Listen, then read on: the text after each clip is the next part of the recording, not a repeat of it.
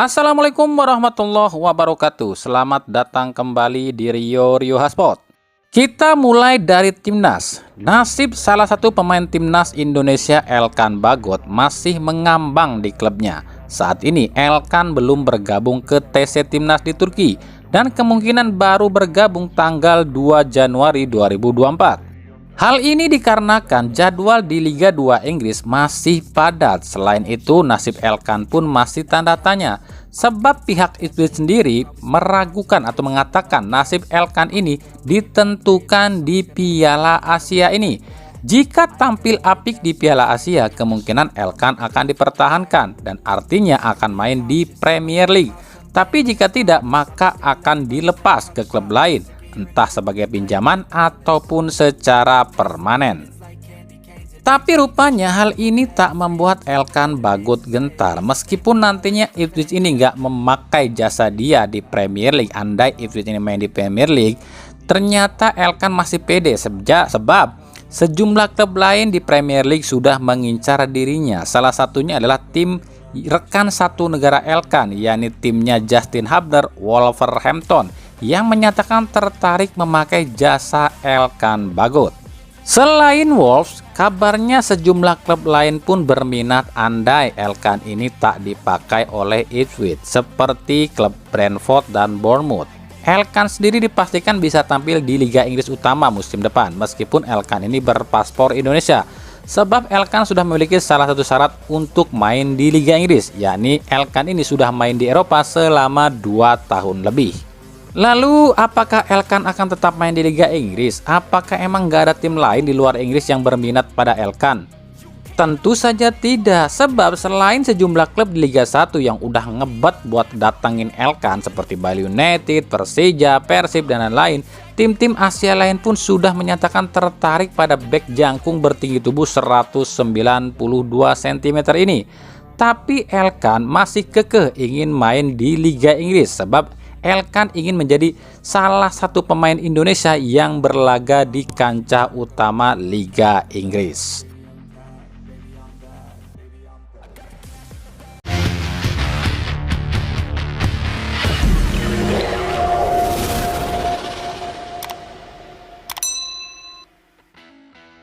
Masih dari timnas Indonesia, manajer timnas yang juga manajer Bayangkara FC yang juga ketua BTN Sumarji ngambek usai dirinya dituding sisipkan pemain titipan, yakni Dendi Sulistiawan yang dianggap bapuk tapi selalu dan sering dipanggil oleh Sintayong.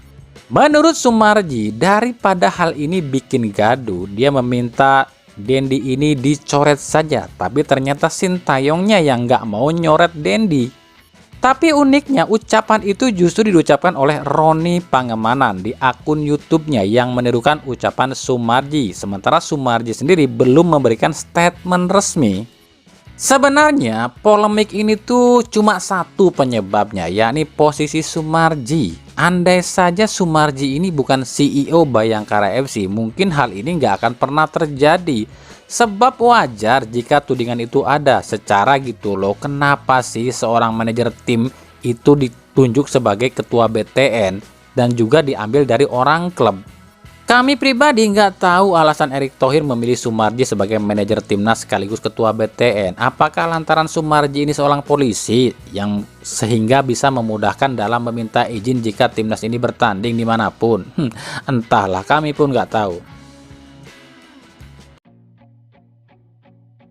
Oke, ini mungkin ada sedikit ilmu atau informasi ya, yakni soal wasit. Kenapa wasit kita ini tuh 85%-nya kinerjanya ini bobrok terus? Kami sering bahas, selain faktor pendidikan, di mana kursus wasit di Indonesia ini tuh cuma pajangan alias formalitas, kami juga sering bilang kalau SDM wasit kita ini rendah. Bahkan kami juga sering bilang, wasit kita ini tuh layaknya tukang parkir.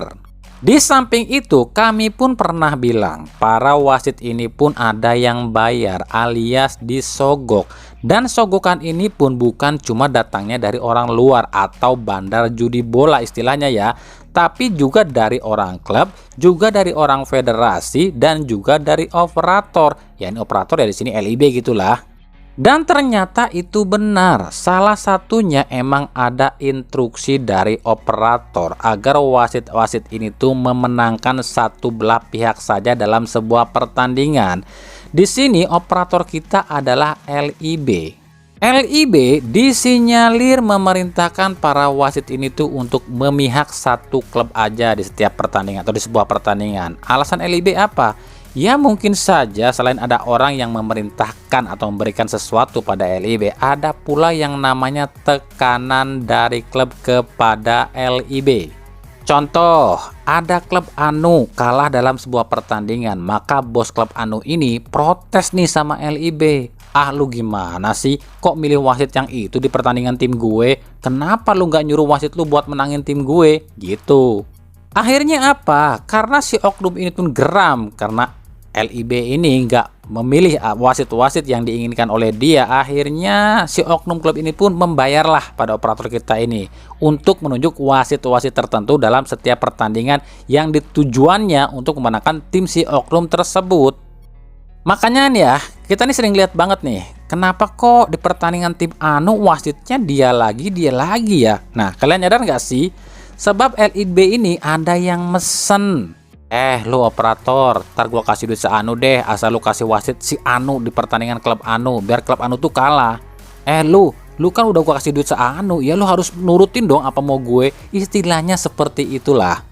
Dan ini bisa kami pastikan bukan kami asal jeplak atau kami asal nuduh lu ya, tapi ini berdasarkan fakta yang dialami salah seorang direktur operator liga di tahun 2015 silam, yakni Hasani Abdul Ghani. Hasani mengaku saat Mahaka jadi operator liga di tahun 2015 silam, di mana Mahaka ini dipimpin oleh dirinya mengaku sering diomelin sama bos klub kalau klubnya kalah gara-gara Mahaka ini nggak nurutin permintaan klub yang minta di pertandingan tertentu memasang wasit yang diperintahkan oleh klub tersebut. Coba deh dengar pernyataan Hasani Abdul Ghani berikut ini. Saya pengalaman waktu saya memegang Piala Presiden, itu kan saya kan chairman-nya. Kalau klubnya kalah, itu saya yang dimarahin. Oke. Anda itu baru wasit, kenapa? Pokoknya gua dimarahin. Mati gua, yang kalah lo kok gua yang dimarahin. Dan akhirnya saya lihat, oh wasit itu mungkin bisa dibayar, bisa mengatur, saya nggak tahu. Nah, gimana? Udah pada percaya dong dengan apa yang sering kami sampaikan soal wasit? Kami ini nggak asal ngomong, kalau kami nggak ada bukti itu dengar sendiri aja deh. Buktinya memang sampai saat ini masih ada klub-klub yang meminta pada LIB sebagai operator untuk memakai atau memilih wasit-wasit tertentu untuk dipasang di laga-laga yang memang diminta oleh klub tersebut. Jadi emang komplit bobroknya sepak bola kita. Wasitnya on, klubnya pun pada mafia, operatornya juga gampang disetir. Ya cocok lah.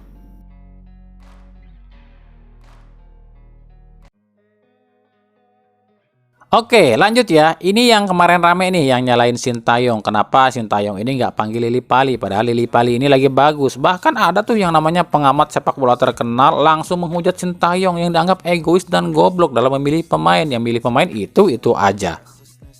Gita Suwondo adalah seorang komentator yang juga mantan jurnalis yang kini menjabat sebagai orang broadcast alias orang LIB, mengatakan atau mengemukakan pendapatnya soal ini ya.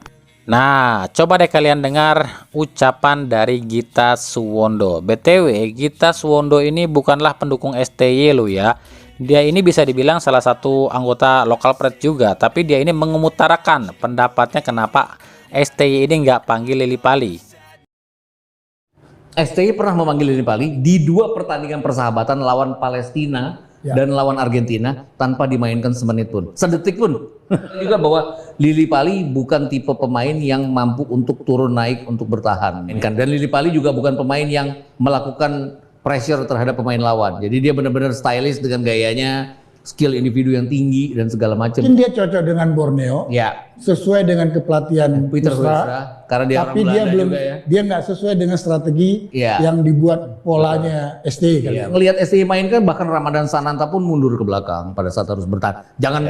Artinya ini bukan masalah itu, Ya, masalah dengan pelatih sesuai dengan strategi yang dia mau bangun. betul. Nah, gimana menurut kalian? Masuk akal nggak tuh alasan kita Suwondo? Kalau Lily Pali ini tuh tipikal pemain yang stylish, yang fokusnya cuma nyerang, nggak pernah pressing lawan dan jarang naik turun. Ya mungkin fansnya Borneo FC dan Bali United lebih paham kali ya, sebab kalian ini kan lebih sering menyaksikan Lily Pali main. Apakah benar Lily Pali seperti ini? Kalau emang benar, jadi ya wajar lah kalau STY ini bilang Lily Pali ini nggak sanggup kalau di timnas, sebab gaya latih STY yang ala Korea emang nggak ada satupun pemain yang bisa berdiri di satu posisi. Penyerang harus bisa naik turun, apalagi seorang winger. Begitu juga dengan posisi back yang bisa build up dan bisa tiba-tiba naik dan ubah-ubah posisi secara konsisten.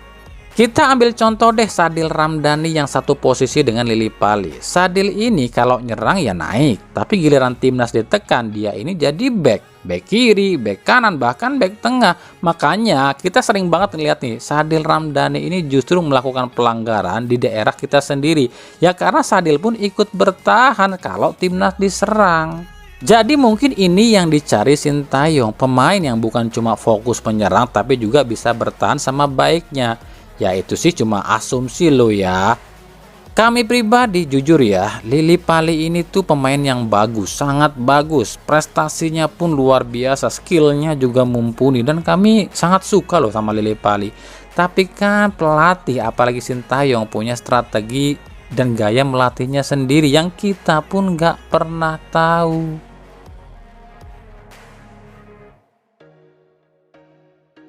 Dari Persis Solo kabarnya justru akan menunjuk mantan asisten pelatih Boyan Hodak di KL City yang saat ini justru jadi pelatih utama KL City, Nenad Basina sebagai pengganti Leonardo Medina. Uniknya pemilihan Nenad ini kabarnya atas usulan Erick Thohir yang melihat keberhasilan Persib mendatangkan Boyan Hodak dan Persib pun bisa meningkat. Jadi dengan pengalaman Nenad Basina yang pernah bekerja sama dengan Hodak, diharapkan apa yang dilakukan Hodak di Persib mampu dilakukan oleh Nenad Basina di Persis Solo. Dan ini menarik, jika memang Nenad Basina ini resmi ke Persis Solo, artinya Nenad Basina ini akan langsung berhadapan dengan sang guru yakni Boyan Hodak. Sebab Persis Solo akan jumpa Persib Bandung di pekan ke-24 nanti.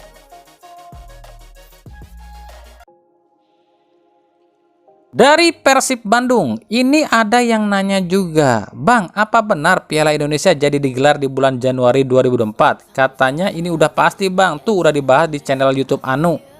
Oke, untuk yang satu ini kami nggak bisa bilang ini hoax atau tidak, sebab kami pribadi belum mendapatkan info resmi dari pihak PSSI apakah Piala Indonesia ini benar digelar di Januari 2024 atau tidak. Ya, kami pribadi udah denger sih alasan YouTube ini yang bilang tanda-tanda Piala Indonesia akan digelar di pertengahan Januari 2024 ini dikarenakan tim-tim hanya meliburkan si skuadnya ini cuma 2 minggu aja, yang artinya akan ada gelaran yang dituju. Ya, nggak salah juga sih asumsi seperti itu. Makanya kami bilang kami nggak bisa bilang ini benar atau tidak, sebab kami belum mendapatkan berita secara resmi dari PSSI. Nah sekarang kita analisa aja dulu deh ya. Yang pertama itu kenapa sih Piala Indonesia ini batal digelar? Sebab sebelumnya Piala Indonesia ini kan akan direncanakan digelar di Agustus 2023 lalu ya. Alasan PSSI waktu itu bilang sebab belum ada sponsor dan klub-klub pun lagi kesulitan ekonomi usai Covid. Jadi kalau klub-klub ini dibagi lagi keuangannya untuk ikutan ajang Piala Indonesia, maka akan membuat keuangan klub ini semakin parah. Makanya PSSI ini membatalkan Piala Indonesia sebab PSSI belum menemukan sponsor. Ada juga dibilang, PSSI bilang ya, karena PSSI ini belum menentukan operator yang pas untuk Piala Indonesia. Jadi secara nggak langsung nih ya, Piala Indonesia ini kemungkinan bukan dioperatori oleh LIB. Itu alasan kemarin ya, PSSI ini membatalkan Piala Indonesia? Alasan kedua, kenapa tim-tim ini cuma meliburkan skuadnya selama 2 minggu aja? Ya mungkin aja memang ada ajang yang dituju, mungkin salah satunya mungkin Piala Indonesia. Tapi secara kesepakatan antara PSSI dengan pemerintah ini kayaknya nggak mungkin deh dilaksanakan sebuah turnamen di bulan Januari. Kenapa demikian? Sebab PSSI ini sudah sepakat dengan pemerintah jika di bulan Januari ini kompetisi atau kejuaraan sepak bola apapun dihentikan. Sebab di bulan Januari ini adalah puncak masa kampanye politik. Makanya kita lihat kemarin di jendela transfer kenapa liga ini nggak di stop, tapi di stopnya ini bulan Desember sampai Januari ya, karena itu ada kesepakatan antara pemerintah dengan PSSI kalau di bulan itu full kampanye. Jadi secara logika, ini logika aja loh ya, nggak mungkin ada gelaran sepak bola apapun selama bulan Januari, tapi ini cuma asumsi kami loh ya. Dan apakah memang benar Persib ini meliburkan skuadnya selama 2 minggu ini gara-gara untuk mempersiapkan tim untuk Piala Indonesia? Ya itu pun kami nggak tahu. Tapi jika memang benar Persib ini mempersiapkan tim untuk ajang Piala Indonesia, andai benar digelar loh ya, kami pribadi sudah membuatkan nih seperti apa rencana Persib dalam menghadapi turnamen ini. Tapi kita akan bahas di edisi selanjutnya saja.